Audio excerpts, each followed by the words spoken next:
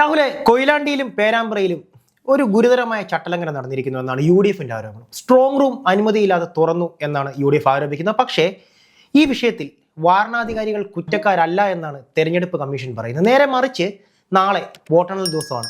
നാളെ വോട്ടെണ്ണൽ ദിനത്തിൽ കോഴിക്കോട് നിരോധനാജ്ഞയാണ്. പടക്കങ്ങൾ പൊട്ടിക്കാൻ പാടില്ല, പോപ്പറുകൾ ഉപയോഗിക്കാൻ പാടില്ല, എന്തിനേറെ പറയുന്നു ഒരു പ്രകടനം പോലും നടത്താൻ പറ്റാത്ത സാഹചര്യമാണ്. ശരിക്കും ചട്ടലംഘനം നടത്തിയവരെ സംരക്ഷിക്കുകയും സാധാരണ പ്രവർത്തകരെ ദ്രോഹിക്കുകയും ചെയ്യുന്ന ഒരു നടപടിയല്ലേ ഉണ്ടായിട്ടുള്ളത്? യഥാർത്ഥത്തിൽ അങ്ങനെയല്ല. ഇപ്പോൾ കോഴിക്കോട് പോലൊരു മണ്ഡലത്തിൽ ഒരു ആയുധം ഇപ്പോൾ കണ്ണൂരൊക്കെ നമ്മൾ കണ്ടതാണ്. ഈ തെരഞ്ഞെടുപ്പിനോടനുബന്ധിച്ച് പലയിടങ്ങളിലും ബോംബുകളൊക്കെ കണ്ടെത്തുന്ന ഒരു സാഹചര്യം, വടിവാളുകൾ. അപ്പോൾ ആക്രമണ സ്വഭാവം കാണിക്കാൻ ഇടയുള്ള സ്ഥലങ്ങൾ, ഇപ്പോൾ സ്ട്രോങ് റൂം തുറന്ന കോഴിക്കോട് പോലുള്ള പേരാമ്പ്ര പോലുള്ള ഇത്തരത്തിലുള്ള സ്ഥലങ്ങളിൽ വീണ്ടും ഒരു ആക്രമണം സംഭവിച്ചേക്കാം. അങ്ങനെ സംഭവിക്കുവാണെങ്കിൽ അത് വലിയൊരു വിഷയത്തിലേക്ക് പോകും, ഒരു കലാപമായിട്ട് മാറും. ആ കലാപം സംഭവിക്കാതിരിക്കാൻ വേണ്ടിയിട്ട് ഇപ്പോഴേ ചെയ്യുന്നൊരു കാര്യമായിട്ടാണ്, നല്ലൊരു കാര്യം തന്നെയാണ്. ഇപ്പോൾ കോഴിക്കോട് തന്നെ പല മണ്ഡലങ്ങളും എടുത്ത് നോക്കിക്കഴിഞ്ഞാൽ വലിയ രീതിയിലുള്ള പ്രശ്നങ്ങൾ അങ്ങോട്ടും ഇങ്ങോട്ടും നിൽക്കുന്നുണ്ട്. ഈ പേരാമ്പ്രയിൽ തന്നെ ഇലക്ഷന് മുമ്പിട്ടേ വലിയ വിഷയങ്ങൾ നിൽക്കുന്നുണ്ട്. അതായത് ഷഫി പറമ്പിൽ വന്നിട്ട് ഷഫി പറമ്പിലിൻ്റെ മൂക്കടിച്ച് പൊട്ടിച്ച് ചോര വരുത്തുന്നൊരു സംഭവമൊക്കെ ഉണ്ടായിരുന്നു. അപ്പോൾ അതെല്ലാം വലിയ രീതിയിൽ വിഷയമായൊരു സംഭവമാണ്. അതിനുശേഷമാണ് ഇങ്ങോട്ട് നമ്മൾ നോക്കിക്കഴിഞ്ഞാൽ തെരഞ്ഞെടുപ്പ് വരുന്നു. തെരഞ്ഞെടുപ്പിൽ സ്ട്രോങ് റൂമിനകത്ത് ഇത്തരത്തിലുള്ള ഉദ്യോഗസ്ഥർ കയറുന്നു. ഈ സ്ട്രോങ് റൂം എന്ന് പറഞ്ഞു കഴിഞ്ഞാൽ ഇലക്ഷൻ്റെ അന്ന് മാത്രമേ ഇത് തുറക്കാൻ അനുമതിയുള്ളൂ. അതുകൊണ്ടാണ് പൂട്ടി സീൽ ചെയ്ത് കൊണ്ടുപോകുന്നത്. ആ സീൽ അഴിച്ചിട്ട് പിന്നെയും മറ്റു ചില വിഷയങ്ങളുണ്ട്. ഈ കേന്ദ്ര സേനയിലെ അല്ലെങ്കിൽ കേന്ദ്ര ഉദ്യോഗസ്ഥർക്ക് മാത്രമേ അതിനകത്ത് പ്രവേശിക്കാനുള്ള അനുമതിയുള്ളൂ. ഇത് സംസ്ഥാനത്തെ ചില ഉദ്യോഗസ്ഥരൊക്കെ വന്നിട്ട് തുറന്ന് അകത്ത് കയറുകയാണ്. എന്തിനാണ്? ഡയറി മറന്നു വെച്ചു. ഒരു സ്ഥലത്താണെങ്കിൽ കുഴപ്പമില്ല, മറ്റൊരിടത്തും ഡയറി മറന്നു വെക്കുന്നു. ഇത്രത്തോളം ഡയറി മറന്നു വെക്കാൻ കേരളത്തിൽ എല്ലാവർക്കും ഡയറി ഉണ്ടല്ലോ എന്ന് തന്നെ ഉള്ളത് നല്ല കാര്യം തന്നെയാണ്. അപ്പോൾ എന്താണെങ്കിലും ഭരണാധികാരികൾ മുൻകൂട്ടി കണ്ടിട്ടുണ്ട് അവിടെ വലിയൊരു ആക്രമണ സ്വഭാവം ഉണ്ടാക്കാനുള്ള എല്ലാവിധ സാഹചര്യങ്ങളുണ്ട്. ഇപ്പോൾ കോഴിക്കോട് DCC പ്രസിഡന്റ് ഒരു പ്രസ്താവന ഉണ്ടായിരുന്നു. അദ്ദേഹം പറഞ്ഞത്, ഞങ്ങൾക്ക് കൃത്യമായിട്ടറിയാം ഞങ്ങളുടെ വോട്ടുകൾ എത്രയുണ്ട്, ഓരോ ബൂത്തിലും എത്ര വോട്ടുകൾ വെച്ച് ഞങ്ങൾക്ക് കിട്ടിയിട്ടുണ്ട്. ആ വോട്ടുകൾ ഞങ്ങൾക്ക് കിട്ടിയിട്ടില്ലെങ്കിൽ, ഞങ്ങൾക്ക് കിട്ടാതെ പോയിട്ടുണ്ടെങ്കിൽ ഞങ്ങൾ വിവാറ്റുകൾ എണ്ണാൻ വേണ്ടി നിർബന്ധിതരാകും അല്ലെങ്കിൽ നിർബന്ധിക്കും എന്ന് പറയുന്നൊരു സാഹചര്യമുണ്ട്. അതായത് അവർ വലിയ കോൺഫിഡൻസിലാണ്. UDF എന്ന് പറയുന്ന ടീം വലിയ കോൺഫിഡൻസിലാണ് കോഴിക്കോട് പോലുള്ള മണ്ഡലത്തിൽ. കഴിഞ്ഞ ദിവസം നമ്മൾ സർവേ വന്ന സമയത്ത് നമ്മൾ കണ്ടതാണ്. കേരളത്തിൽ ഏറ്റവും കൂടുതലും അട്ടിമറി നടക്കാൻ പോകുന്ന ജില്ലയിലൊന്നാണ് കോഴിക്കോട് എന്ന് പറയുന്നത്. കോഴിക്കോട് വലിയൊരു മാറ്റമായിരിക്കും. അപ്പോൾ 5, 6, 7 സീറ്റുകളൊക്കെ ആയിരിക്കും UDF പിടിക്കാൻ പോകുന്നതെന്ന് പറയുമ്പോൾ വലിയൊരു മാറ്റമായിരിക്കും അവിടെ കോഴിക്കോട് സംഭവിക്കാൻ പോകുന്നത്. അപ്പോൾ ഇടതുപക്ഷത്തിനോടൊപ്പം നിന്നിട്ടുള്ള കോഴിക്കോട് അത്തരത്തിലൊരു സംഭവം ഉണ്ടായിക്കഴിഞ്ഞാൽ ഇടതുപക്ഷം വെറുതെ ഇരിക്കുമോ? ഇല്ലില്ല. ഇടതുപക്ഷം അവരുടെ സംഘടനാ സംവിധാനം ഉപയോഗിച്ചുകൊണ്ട് സംഘർഷങ്ങൾക്കും, അതായത് UDFന് കിട്ടിയിട്ടുള്ള ഈ വിജയം എങ്ങനെയെങ്കിലും ഇല്ലാതാക്കാൻ വേണ്ടിയിട്ട് സംഘർഷ കലാപത്തിലേക്ക് കൊണ്ടുപോകാനുള്ള സാഹചര്യങ്ങളുണ്ട്. അതുകൊണ്ട് തന്നെ ഭരണാധികാരി ആദ്യമേ തന്നെ പറയുകയാണ്, അവിടെ 144 പ്രഖ്യാപിച്ചുകൊണ്ട് ഇത്തരത്തിലുള്ള വടിവാളുകളോ ആയുധങ്ങളോ ബോംബുകളോ അങ്ങനെ എന്തെങ്കിലും സംഘർഷം ഉണ്ടാക്കാൻ പാകത്തിന് എന്തെങ്കിലും കണ്ടെത്തി കഴിഞ്ഞാൽ ആക്ഷൻ എടുക്കാൻ എപ്പോഴേ പറഞ്ഞിരിക്കുകയാണ്. എന്താണെങ്കിലും അത് നല്ല കാര്യമാണ്. ഒരു തെരഞ്ഞെടുപ്പ് നടക്കുമ്പോൾ നമ്മളെ സംബന്ധിച്ച് വളരെ മനോഹരമായിട്ട് തെരഞ്ഞെടുപ്പ് നടക്കുന്നു. ഏതെങ്കിലും ഒരാൾ വിജയിക്കും, ഒരാളെ വിജയിക്കത്തുള്ളൂ. ഇപ്പോൾ 3 പേര് ഇരുന്നാലും 100 പേര് ഇരുന്നാലും 1000 പേര് ഇരുന്നാലും ഒരാൾ മാത്രമല്ല വിജയിക്കത്തുള്ളൂ.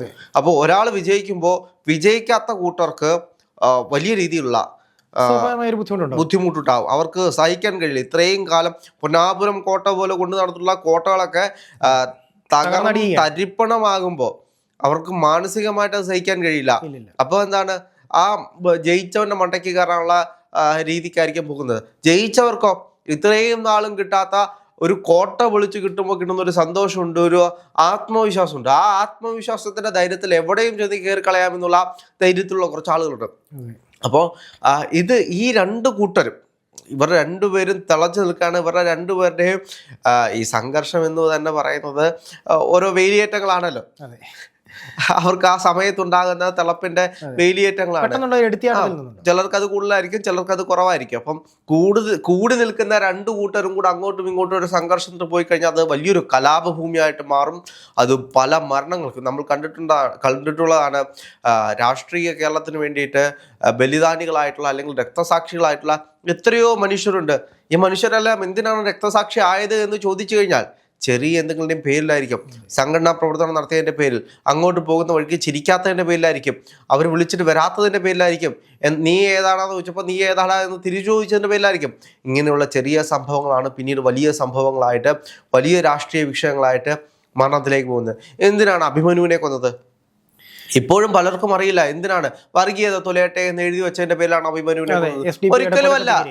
ഒരിക്കലുമല്ല. അവിടെ നിൽക്കുന്ന രാഷ്ട്രീയ സംഘർഷങ്ങളുടെ ഒരു ഭാഗപാത്രം മാത്രമാണ് അഭിമന്യു എന്ന് പറയുന്നത്. വർഗീയത തുലയട്ടെ എന്ന് എഴുതി വെച്ചതുകൊണ്ട് മാത്രമല്ല, അവിടെ നിൽക്കുന്ന സംഘർഷങ്ങളുടെ, അങ്ങോട്ടും ഇങ്ങോട്ടും സംഘർഷം ഉണ്ടാകുമ്പോഴാണല്ലോ ഒരാളെ കൊല്ലാനുള്ള വിദ്വേഷവും മറ്റു കാര്യങ്ങളും ഉണ്ടാകുന്നത്.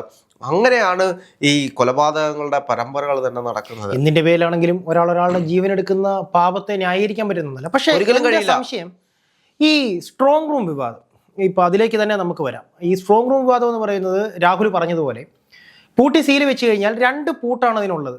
ഒരെണ്ണം ഇലക്ഷൻ കമ്മീഷൻ അധികാരികളുടെ കയ്യിലും ഒരെണ്ണം ജില്ലാ കളക്ടറുടെ കയ്യിലാണ് ഉള്ളത്. കേന്ദ്ര ഉദ്യോഗസ്ഥരുടെ അല്ലെങ്കിൽ കേന്ദ്ര ഇലക്ഷൻ കമ്മീഷന്റെ സാമീപ്യത്തിൽ മാത്രമാണ് അത് തുറക്കാനും അതിനുള്ളിൽ നിന്നും ഈ പറയുന്ന EVM-കൾ പുറത്തെടുക്കുവാനുമുള്ള നിയമമുള്ളത്. അങ്ങനെ ഇരിക്കുമ്പോൾ സ്ട്രോങ് റൂം തുറക്കുന്നു. ഡയറി അല്ല, ഇനിയിപ്പോൾ പണം മറന്നു വെച്ചെന്ന് പറഞ്ഞു കഴിഞ്ഞാലും അത് തുറക്കാൻ നിയമം ഇല്ലാത്തതാണ്. എന്നിട്ടും തുറന്നകത്ത് കയറുന്നു. ഇതിന് പിന്നിൽ ഒരു രാഷ്ട്രീയ ഇടപെടൽ ഉണ്ടായിട്ടുള്ളതായി രാഹുലിന് തോന്നുന്നുണ്ടോ? കൃത്യമായിട്ട് രാഷ്ട്രീയ ഇടപെടലുണ്ട്.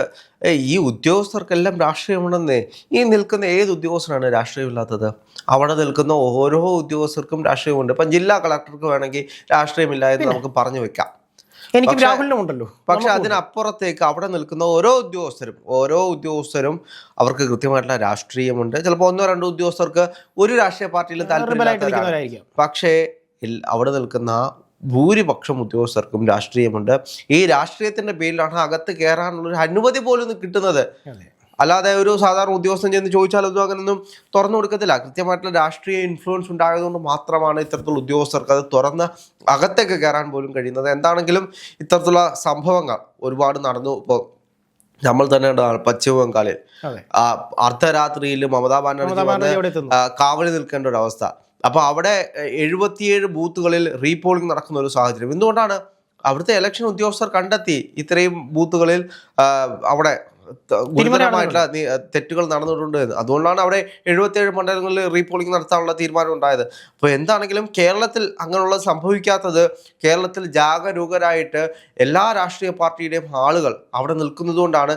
എന്നിട്ടും കണ്ണുവെട്ടിച്ച് ഇത്തരത്തിലുള്ള സംഭവങ്ങൾ നടക്കുമ്പോൾ അത് വലിയ രീതിയിൽ പ്രശ്നങ്ങളാകുന്നുണ്ട്. ഈ പ്രശ്നങ്ങളാണ് നാളെ ഒരു സംഘർഷത്തിലേക്ക് പോകാൻ പോകുന്നത്. എന്താണെങ്കിലും ഈ തെരഞ്ഞെടുപ്പ് വളരെ മനോഹരമായിട്ട് തീരട്ടെ എന്ന് മാത്രം ഞാൻ പ്രാർത്ഥിക്കുന്നു.